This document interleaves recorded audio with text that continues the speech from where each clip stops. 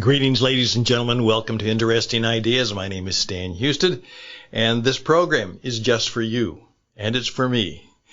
Yesterday we talked about a little bit from my own book about how you can begin to perhaps fear less in a fearful world. Reminding ourselves that the fear does kill everything, and we've got to make sure that it doesn't kill us. Today I have another program that is based on a similar theme, and that's how do we overcome the pain and abuse of the past. And I've called on a good friend to help me do this. I'm just going to read a little bit from his book. And his name is Randy Helm, and he's a cowboy pastor. He's a horse whisperer. He's a horse trainer.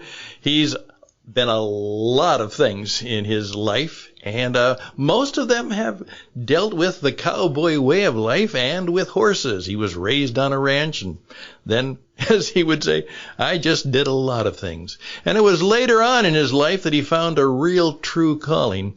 And he's written a book. It's called, very simply, Lessons from Horses by Randy Helm. Lessons from Horses. That's right, by Randy Helm.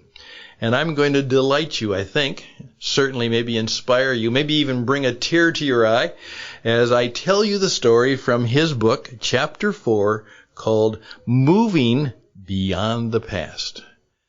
That's the interesting idea, moving beyond the past. That's the program for today, and it begins right now.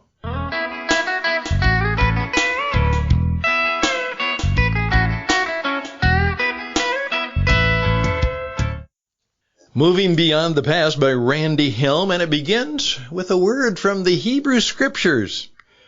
Do not call to mind the former things, or ponder things of the past. Behold, I will do something new. Now it will spring forth. Will you not be aware of it? I will even make a roadway in the wilderness, and I will make rivers in the desert. And that's from a man named Isaiah from many years ago. Randy begins his story by saying an amazing horse reminded me of the past, and that the past does not have to define you, and abuse does not have the power to rob you of your purpose and destiny. In the spring of 2011, I started working with a beautiful black wild Mustang. The horse's life with people had not begun well. When the horse arrived at my corral, he could barely walk. All four of his feet had been hobbled with a thin rope, cutting deep wounds into the fetlocks, and that's the area above the hoof. I learned that this wild Mustang had been choked down while inside a horse trailer, hobbled, and dragged out into cactus. The horse was petrified with fear. I was furious that anyone could treat an animal like this, and was concerned that this horse may never become physically sound, let alone trust people. I always start horses with the same way. Well, almost always. This horse would be different. I didn't ask him to move. Instead, I began the training process by simply and gently petting him and reassuring him that he would not be hurt. The cactus thorns on his sides and legs were easily seen, and I knew they had to be causing a lot of pain. However, once he began to relax enough for me to touch him, I could see that cactus needles were also embedded all over his stomach, the inside of his legs, and his groin.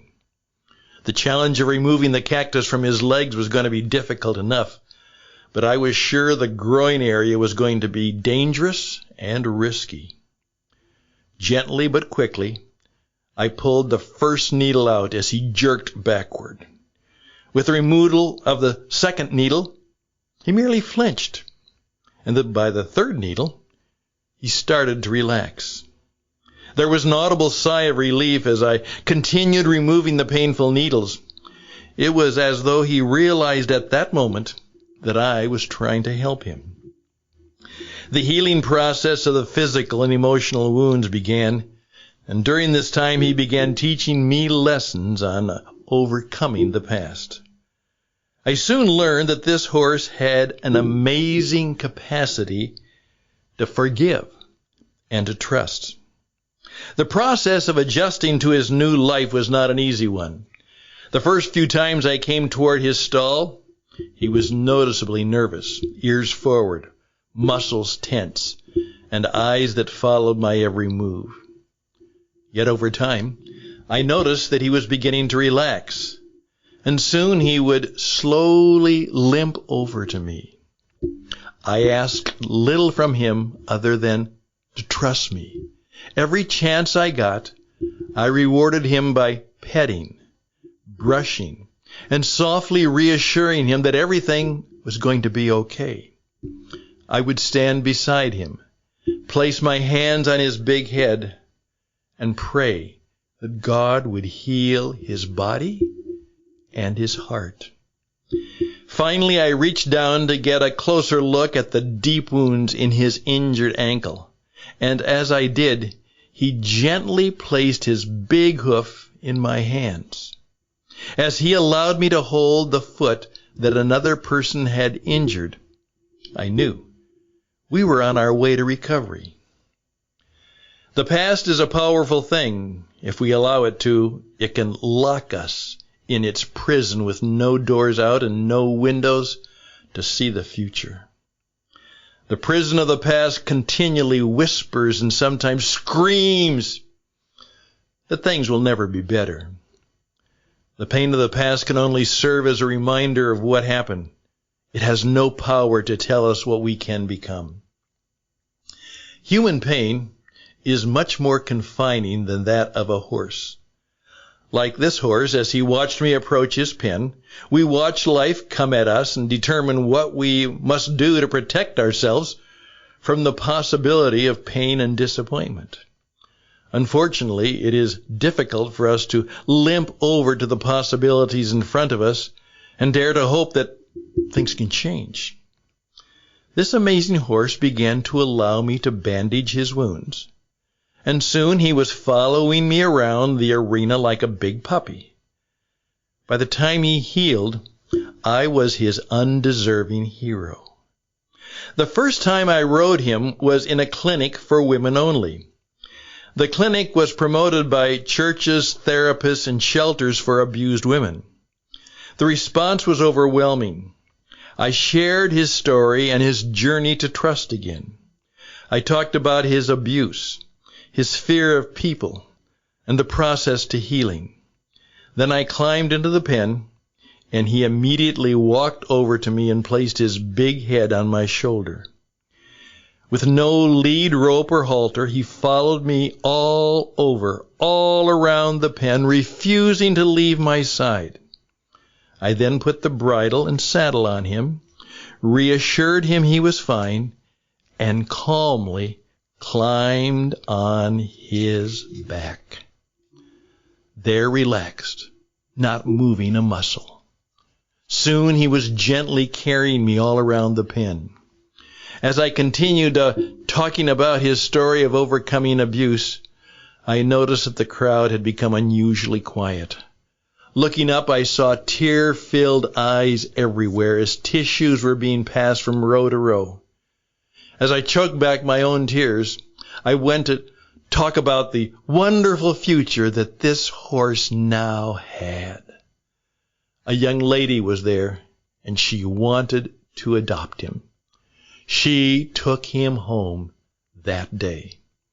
I named him Phoenix because he rose from the ashes of abuse and pain.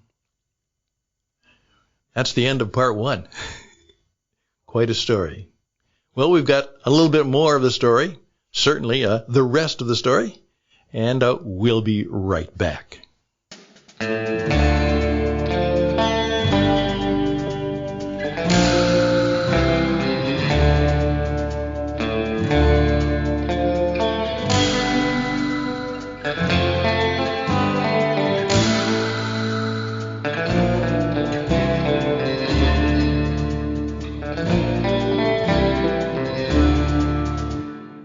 Abuse can be paralyzing. The physical pains heal much quicker than the emotional ones. There are no band-aids or stitches for emotional pain. However, we can learn a lot from horses. They have this amazing ability to see things in the now. What happened yesterday has less effect on them because now things can be different.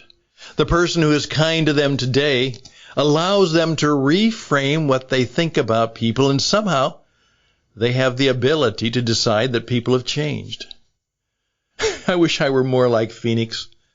Unfortunately, I have thousands of memories that I can recall. Many are good, others are not. Memories can produce the same feelings I had years, even decades ago. As a result, I can become depressed or angry over things that are far removed from today. And somehow those things can drag me backward and keep me from moving forward. After spending years working with horses and training Mustangs, I've come to the conclusion that horses don't have the ability to dwell on memories. They develop behaviors that are built on a combination of experiences without being encumbered by the motives and circumstances surrounding things in the past. Because of this, I believe they have the unique ability to replace a bad experience with a good one. But unfortunately, you and I don't have that ability. As a matter of fact, one of our greatest hindrances to overcoming abuse is the memory or the memories. Horses have a lot to teach us about how to overcome devastating memories and replace bad experiences with good ones. What comes natural, more natural for a horse, must be intentional for us. If we refuse to dwell on the hurts of the past and trust God to grace us with new experiences, we will move further away from the pain and into the possibilities of a great future. Our memory and what we tell ourselves about what happened is where most of us get stuck. Not just because we have a story, but because our story is what we have chosen to believe. Phoenix had an inexcusable experience, but for him, it was just an experience. As a result, he was able to live in the now. He didn't have a story to put the experience in perspective. So what happened yesterday was just an experience. It is usually our story that causes the greatest problem. Too often we reach conclusions that are not always valid. Our story can tell us we are a failure, we are worthless, or we deserved what happened. Our story can even change our very identity. Try to remind yourself that today's experiences may change everything. Try to loosen your grip on the story you've told yourself. Loosening your grip on the past allows you to reach out and grasp tomorrow. Horses have some amazing lessons to teach us about moving beyond our past into a new life and incredible destiny. Regardless of what has happened to us, we cannot step into the future if we are dragging the past behind us. We all have a story that tells us things we wish were not true. Even though our memories of the past may help us survive in one world, they will also be our greatest obstacle in living in a world that is vastly better. If you hold on to your history, you will always do it at the expense of your destiny. May I say that again? If you hold on to your history, you will always do it at the expense of your destiny. However, if you ignore your history, you will not recognize opportunities to change and overcome the past. Phoenix showed me that no matter how badly you have been treated, your past cannot be allowed to define you. Horses don't seem to think about life as being fair or unfair. For some reason, they are able to move forward to the next thing and give tomorrow a chance. Horses have a unique ability to adapt, change, and put the past behind them. Unfortunately, many of us are defined by a painful and unjust past. So we build walls to protect ourselves from any further harm. But that only isolates us from a fulfilling life. If I had put Phoenix in a stall, he would have been protected. But in doing so, I would have empowered the abuse, allowing it to control him for the rest of his life. Instead, together we work through the past to replace his pain with peace and purpose. The path from abuse to peace is not an easy journey, but a journey that is well worth the effort. I will never forget Phoenix. He taught me that the abuse of the past did not have the power to define his future. I learned that, like a horse, I can look forward to amazing new experiences. As I said earlier, we all have a story that tells us things we wish were not true. There is another story, however, a story worth telling yourself. It is the story of what God can do. It is the story of his plans for your life, the story of hope and healing that will help move you forward. The abuse of the past has no more power than the power you give it. You cannot get beyond the hurt of yesterday if you relive it today. Today and tomorrow are filled with new opportunities for God to bless you with amazing open doors just waiting for you to step through. Randy Helm, Lessons from Horses. Quite an interesting idea. I'm Stan Houston. We'll be right back.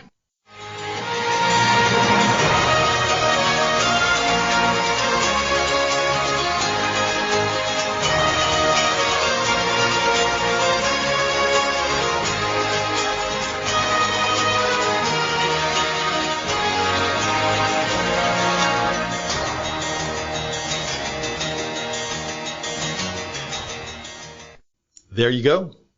Just a 15-minute story.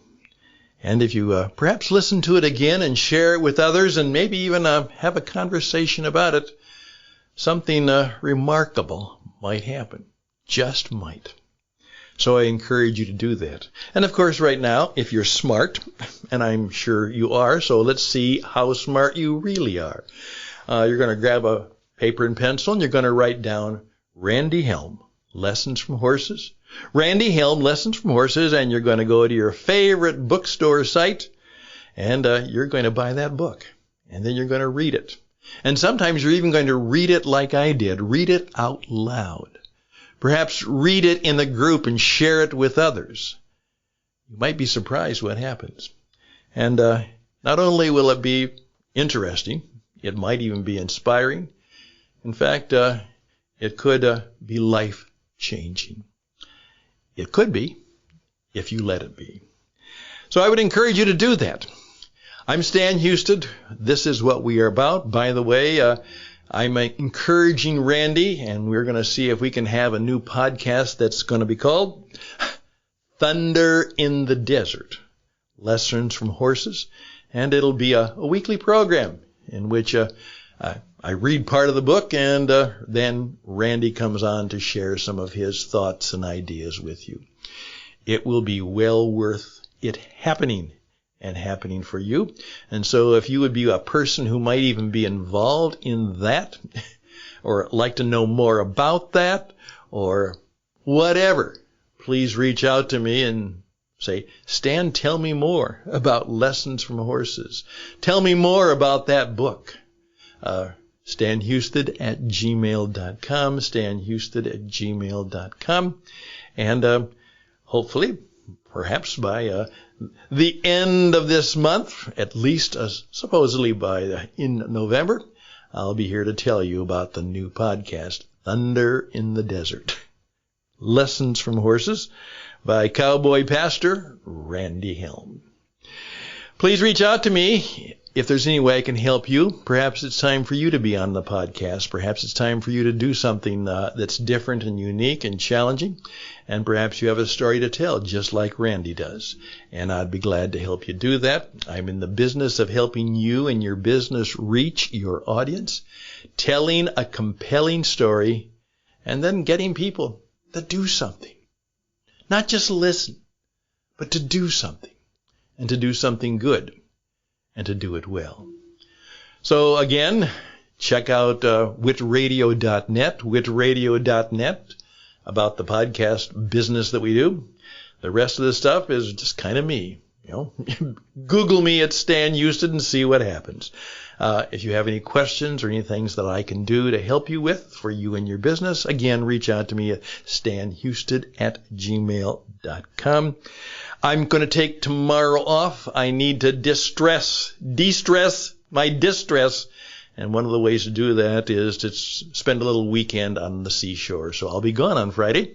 And by the way, though, I'll be back on a Saturday with that great program with my friend Jim McKay. We were 48 hours from ending humanity as we know it in 1962 in the Cuban Missile Crisis. And Jim, as a young man, was there right in the middle of it. And he has a fascinating story to tell. And you'll be able to hear that this coming Saturday and then whenever you want. Because that's the miracle and the magic of podcasting. All the best and blessings to you. We'll be back and see you, and I hope that it will go well for you, and that as we start next week in this year 23, it will be a blessing for you and me. A blessing for you and me. No matter what happens to other things and other people, it'll be a blessing for you and me. All the best. Bye for now.